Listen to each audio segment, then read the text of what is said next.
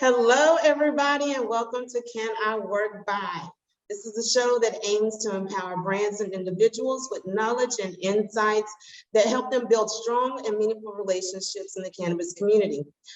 I'm your host, Shamika Nolan, and today we're going to be talking with Chris Marks from the C Marks Group. And what I call him is the doctor of due diligence, y'all. He is like the do-all of due diligence. So welcome today, Chris. Thanks for being here. Thank you. Thanks for having me. You are welcome. So your niche in the cannabis community is regulations, compliance. You are a cybersecurity specialist. Tell us a little bit about that. My life, my dream is always been cybersecurity. It's what I do. And what I've done in the past year and a half is actually just try to help small to medium-sized companies, businesses, entrepreneurs, universities, in increasing cybersecurity awareness. And I say that because I work with, I've done work with nonprofits and whatnot, just to increase that awareness and get them up to speed. Because if you look right now, there's not an industry, there's not a company, there's not an entity that is not a potential target for a cybersecurity attack. It doesn't matter who you are. True. So it doesn't matter what product you sell. So as going on into the green industry, as I like to call it, one thing I've noticed is that I believe you're a big vocalist, a big advocate about social equity and whatnot. Even the few companies that do cybersecurity or want to increase cybersecurity awareness for the green industry, they don't look like you and me. So I do feel that our people who are also trying to get these get the dispensaries and whatnot, they're trying to get that. It's like they're talking about creating an ecosystem, but there's other things in this green industry that you could do if you don't want to own a dispensary. Mm-hmm. Absolutely. And those are the things that I really love to chew on right there, because if there's options in this space, there's options in life and in the world, period. But in this space, I think it's really important for us to understand that there's a plethora of avenues that we can take to get to where we want to be in this industry. Right. You mentioned that you always wanted to be in cybersecurity. If you were a superhero, what would your name be? Insight. Come on with it. Tell Insight. Well, back in the day when I was thinking about superheroes, I wanted to think about creating a comic book. I always thought about what would be an original superhero. And from the fact that I'm from Louisiana, Louisiana is known stereotypical hoodoo stuff. Yeah. I thought of this character called Insight, whose power was to see people's souls. See what kind of soul they were. It would somebody's soul would vibrate a certain color, and you would know to be able to trust them when somebody's scared, when somebody's happy, when somebody's evil. And that's how he would know about going about and if somebody needed help. Because we lie, we wear masks and whatnot. So sometimes we need help, we just don't want to say it. Mm-hmm. But if somebody had the insight, that's how it would go. So that's my character. So I love that insight. It's like you call them, you confused about something, or you hitting this. I don't know, man. You can go all kind of ways with that. He draws his power from the energy of souls. There you go. So just because, to nerd out physics, energy cannot be created, cannot be destroyed. It can only be transformed. So when somebody's soul has energy, he can use that energy to, be the superhero. Look at you. Just you're diverse, Yeah. Box there, not a surprise, but it's so refreshing, to hear. And that smile on your face about your comic book, go for it. That's another passion of yours, it looks like. Go for it. So yeah. So Chris, you and I met last week on the Higher Education Hemp Tours podcast. And that's when I got the introduction of your niche in compliance and regulations. And cybersecurity, Insight is your superhero. Dr. Due Diligence is my nickname for you. But how did you get started And what talents and skills do you think that you brought from your previous life per se into the cannabis space?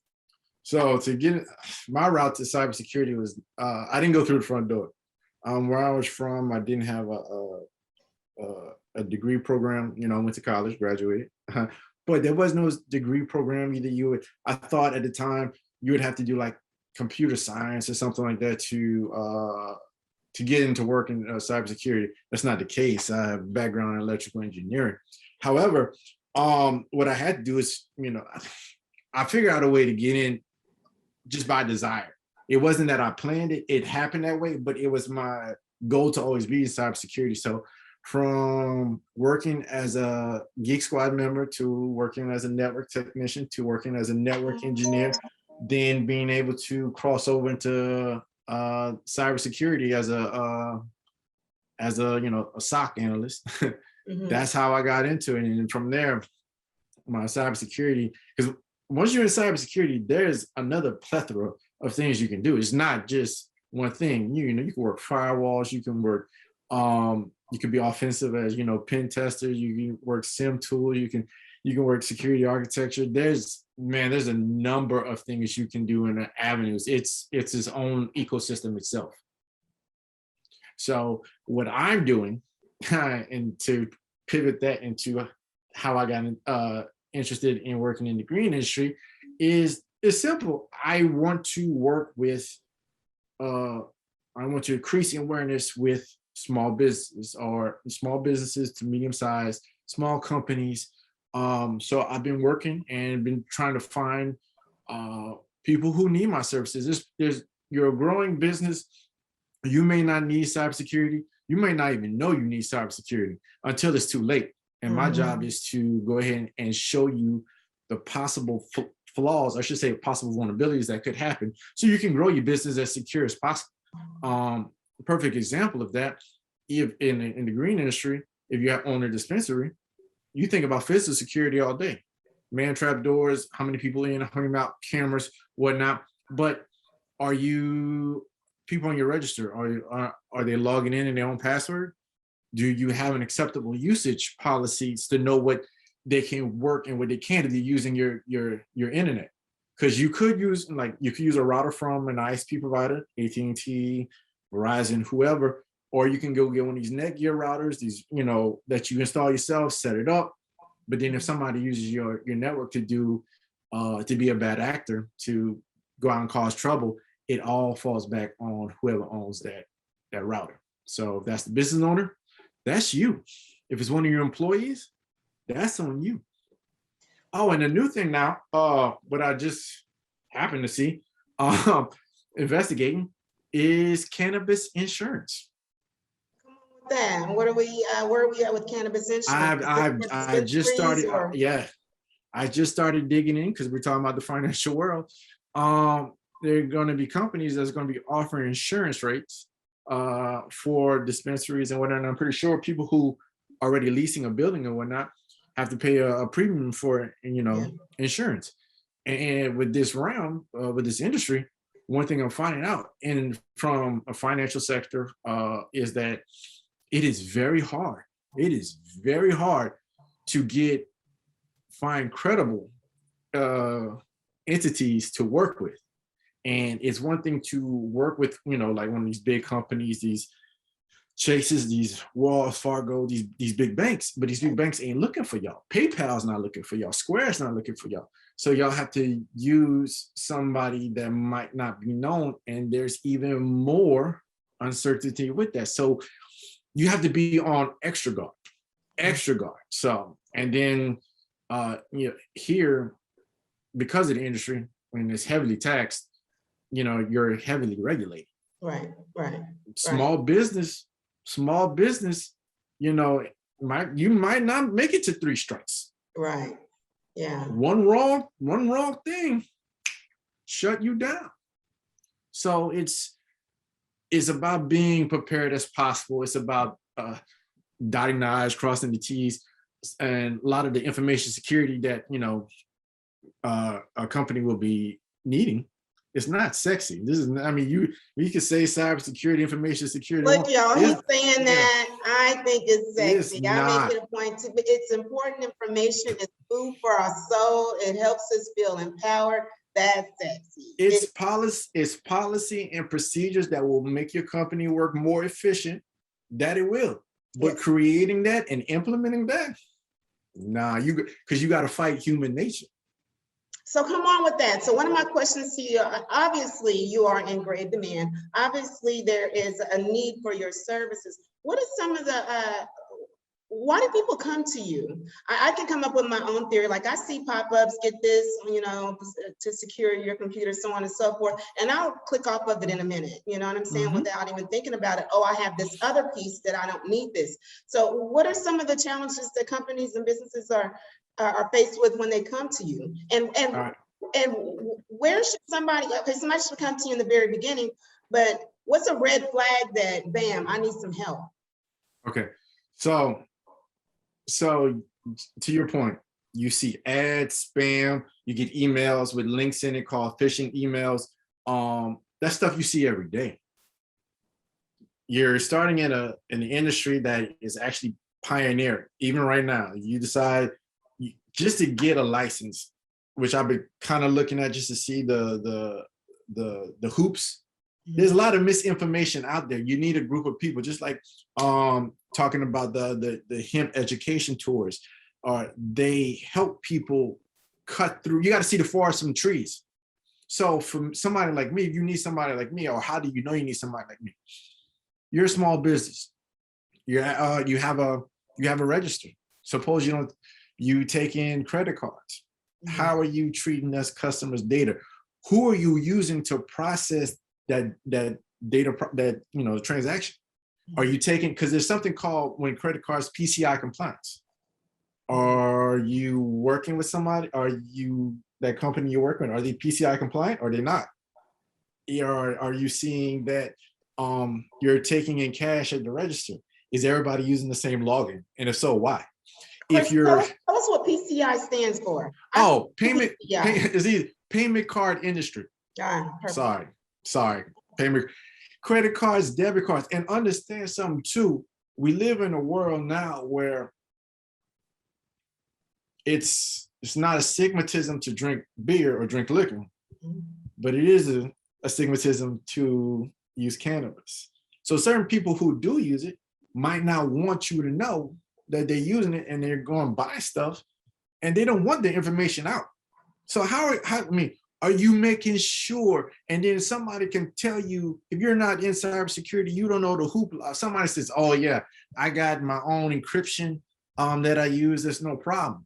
Well, that is a problem, because you have your own, even if you did create your own encryption, which is highly likely that you didn't, that the normal industry standards of encryption have to go through tests for about close to 20 years, about 20 years, if I'm not mistaken. It's a lot of years to see how hard or how easy it is to break. When you don't go with somebody, people sell you fluff.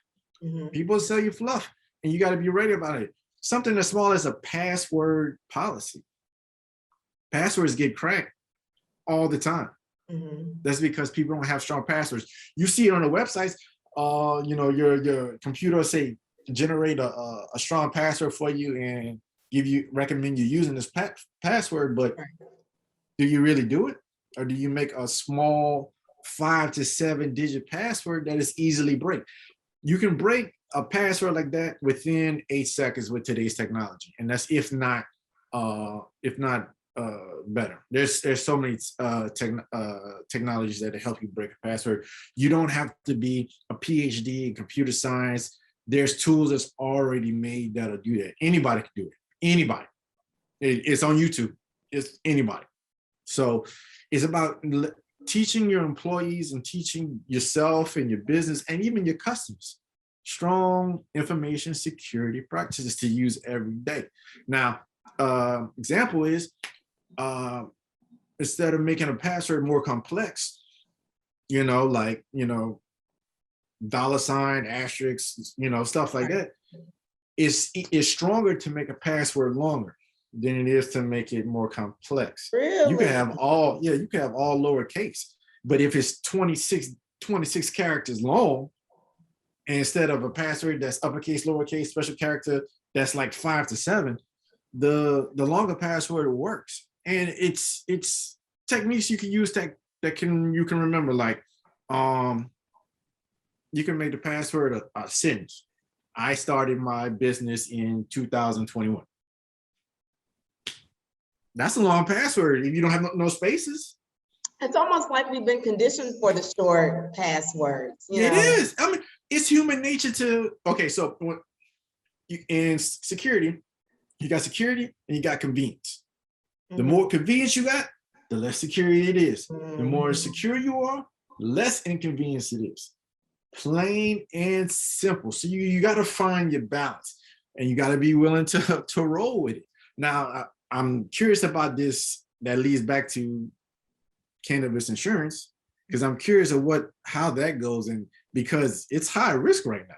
It's how much you got to pay, or if you there's a lot of stuff, there's a lot of money that goes into this. Now, I do know that, or I should assume, there's a lot of money to be made from this. However, there's a lot of money you gotta pay, just like doctors. Doctors make a lot of money, but that malpractice insurance, that's not cheap. Right. That's not. So you've already seen it in the medical field. It's this is gonna happen in this green industry. At least that's my assumption. You got to be ahead of the curve. So that's interesting to me about the insurance deal, because the laws and whatnot are changing every day. Every day. So every day. it seems like some of those may have the bottom fall off of them if the laws change. How does that stand for those companies that want to get that insurance, or going to move forward with getting this insurance and saying, hey, this is a hot new thing. I want to make sure that my company is taken care of. Should companies jump into that cannabis insurance bandwagon now? That I can't say right now. The only thing I can say is it is definitely something to look at. It's definitely something to research, and it's definitely something to talk about in your community. Like I said, there's so much misinformation just to get a license. And then also too, here in the United States, it's state to state different rules. Right. This is not like, Europe or something that has like what's called the EU, where it's a collection. It's a governing body over a collection of countries. It's United States, where it's state to state. Like I said, it's the Wild Wild West. It is. You got to know what's the policies and procedures and the compliances in your state that affects you. Not just that, it's also in your city. The local municipalities also. Yes. So what happens when those two conflict? Because here's what I find out, that some of us will get into the industry and run into those conflicts that are seemingly normal to get into the space, but however, we'll just say, okay, I'm done. This is becoming too overwhelming. So when those two conflict, what's some advice that you can give folks and some understanding about that particular situation? That's when I would say, I refer to, let's talk to a lawyer, because as this industry goes, I think right now, like agricultural lawyers are really big on this topic, because you need to know which laws you need to comply with. Now, to me, as a non-lawyer, I would probably say, and I'm saying this because I don't want somebody to be like, oh, you told me this, and this is not legal advice. This is all not legal advice, right? Here, so yeah, this is make sure you do your due diligence on your own. Okay, this is for educational purposes only. Perfect. I would say, I'd be like, okay, I'm gonna go with what the city says, because that's who I'm gonna interact with every day. But I would call a lawyer first. It just is what it is. Who do I talk to? Where do I go? And there's a reason why those professionals are here. And just like in the state of Texas, there's been changes just this year in the laws. So it can get confusing. So you got to have somebody I wouldn't say on retainer, but you got to have a squad. You got to, Right. I mean, when I say you got to have a squad, I don't mean you on somebody's payroll. You got something, you're paying somebody per week because that can be expensive, Right. but you need to know who you need to go to. You need to have a dictionary of people, you know, that you can go to. Don't think you're going to do this on your own, or don't think that, and I'm I'm looking at how business owners get frustrated. Don't think that this is going to be easy. I mean, for me, it's not easy, and I don't even have a desire for a dispensary. I'm just here to trying to give you knowledge about what to look for, acceptable usage policies, password policies, and also too, as you might be familiar with this. If you're a grower in a house, you got to have devices in that house. Oh, yes. You got to yes. make sure the temperature, and understand something. I know nothing about growing. Right. Nothing. Or I should say I don't know anything, but for right now, I know nothing. Yeah, having a home space growing is almost, if you know anything about having art, it has to be certain temperatures, it has to be certain lighting, it's very regulated, even in your home. It's not just putting it in a flower pot and putting it in the window. No. I wouldn't think it would, but also too, people are using like these companies and these entrepreneurs are who have houses, and they're using like Internet of Things, that's IoT devices, to monitor all of that, to regulate all that. So it's more hands off, it's almost computerized. So what if somebody goes in and changes all your settings? Don't think it can't happen. Oh, it'll never happen. I'm just Joe Blow. They ain't looking for me. Understand something right now. If you're a person, if you have a social security number, if you're a company that make money, you are a target. Plain and simple. Plain and simple, you are a target. So you better get your army now, because there's an army waiting for you to mess up so they can take advantage of it. I love that right there, man. You said a mouthful. It's like you gotta have a team, you gotta have a squad, because guess what? Y'all gonna meet on the 50-yard line one day. Yes, one day. It's going to happen. It's not if it happens, it is going to happen.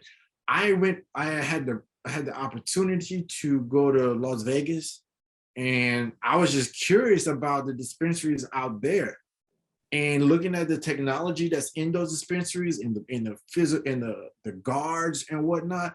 It's a well-oiled machine from the looks on the outside, and those armored guards are there to deter you. Those webcams are there to deter you. The registers and everything behind that, what happens with those policies and procedures and those background checks, that's all set up to deter you. Take that. That's the highest point that I have seen. You go right to Colorado or Seattle or whatnot, and you got these mom and pop dispensaries. They ain't got that. They ain't got. It's hard to find an institution, a reputable institution that will want to take that money. That's crazy. That's crazy to me, but it is. So you got to be prepared. You got to do your due diligence. You got to do your due diligence, Dr. Due Diligence over here, and you got to be prepared. So speaking of possibly those third-party institutions, we talked about a little bit of them last week. One of them was Easy Pay, and I believe another one was Maverick. So for these mom and pop shops that are coming into the business and need this type of security, that are maybe doing some due diligence and finding one of these third-party, apps or whatnot to process payments, what's three things that should be a red flag for them when they're reading these descriptions and reviews and doing their due diligence? And then what are maybe a couple of them that I haven't talked about? I'm going into those that I have mentioned already. That was a lot. So right? I know, no, it's cool, but you actually answered part of your question. You said read the reviews. That's number one. You read the reviews, but also too, understand something. Reviews can be done by bots. So you got to contact those people in the reviews. I want to talk to you. I'm interested in this company. I'm doing the same thing you're doing. Tell me the pros and cons. Tell me the issues, or whatnot. Like when my daughter, we was choosing daycares. Yeah, we chose daycare by what we saw. But then also too, it's like, oh, let me talk to this parent right here. What do you think about this? How is your kid in this school? Because that's yours. Right. Your company is yours. That's your baby. Go check those reviews. Talk to those people. And I'm pretty sure there's not a person that won't do a review, that won't talk, because if you're going to do a review, you want to say you got something to say. You want to see you got something to say. You want to talk. So that's number one, reviews. Second of all, check to see have the you can the the BBB, Better Business Bureau, see what kind of complaints they have, anything like that.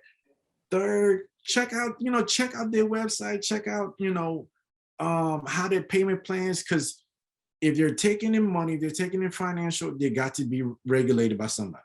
Right. For instance, Western Union, just an example, Western Union is PCI compliant. They work with businesses, they take the payments off any kind of company they work with. So that's their responsibility. And when you go to pay, if you're going through a company that has Western Union, they get redirected to that website. So you need to see how you're getting redirected to their website. Where's this company located at? Can I call the customer service? How easy or how hard is it to get somebody on the phone? Also, too, while we're talking about that, companies, you got me started. Look at their LinkedIn page. Who is their CEO? Who is their e-board? What are they about? How their about page. Has anybody actually seen these people in reality? When you are a business or you're a company, think about any company there is. You go to their about page, you'll see their CEO, where they went. You need to know who they are. Red flag, if you do not know the name, you don't see a picture, you can't relate. If there's somebody you can't go back to, a point of contact that the world knows, that's a red flag. Perfect example of that. If you're in the crypto space or whatnot, these companies that promise you a certain amount of money that you make if you invest with them, there is no way in the world they can guarantee what the market is going to be in the future. Red flag. You go to the companies, there's no CEO picture, information like that. Another red flag. Do not go to YouTube and don't go just to YouTube. Let's put it that way, YouTube, and look at random people's talks about, oh yeah, I use this company.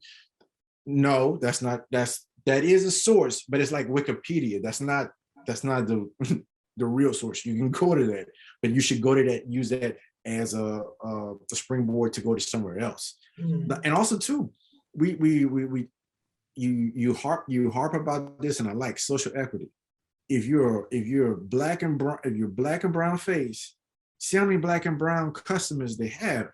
Talk to them, because don't get it twisted. Don't get it. This is a hard industry, and it's still even harder on people like us. Perfecto. Gracias. Muchas gracias. I appreciate it. Thank you. That was interesting. Thank you. I have it's your realm, your space. It's interesting. Let's put it that way. Matter of fact, I got another call with the hemp tours this week, because I want to find out more and more as much as I can, because I know cybersecurity, your industry is where I draw a blank. Let's put it that way. Y'all the experts. So I'm gonna talk to you. I'm gonna get to you. I'm gonna talk to see what where y'all need help at. Oh, so wow. That's the thing is, I could talk cybersecurity, but how do I relate it to your industry? Just like I relate it to universities, just like I relate it to financial groups, just like I relate it to nonprofits. Where are you trying to go? And let me tell you about the vulnerabilities that you might face, or you're going to face. So we gotta bring you back on one day, a lot of days, okay? Yeah, that's no problem. That's great. Like I said, I'm just trying to get more and more exposure in this realm, as well as working on other realms. Like I said, hopefully I got another educational institution that wants to use my services to grow their cybersecurity. So And I still got to work my day job. So I know that's right. I know yeah. that's right. Look, I'll be back in D-Town the end of November. Text you, Okay. maybe we can hook up and do lunch or something. And Okay. get Yeah. some pep. Yeah, free. Yeah. If I'm free. Yeah. Cool, cool. All right, Chris, you have a good All right. one. See you You later. too. Later.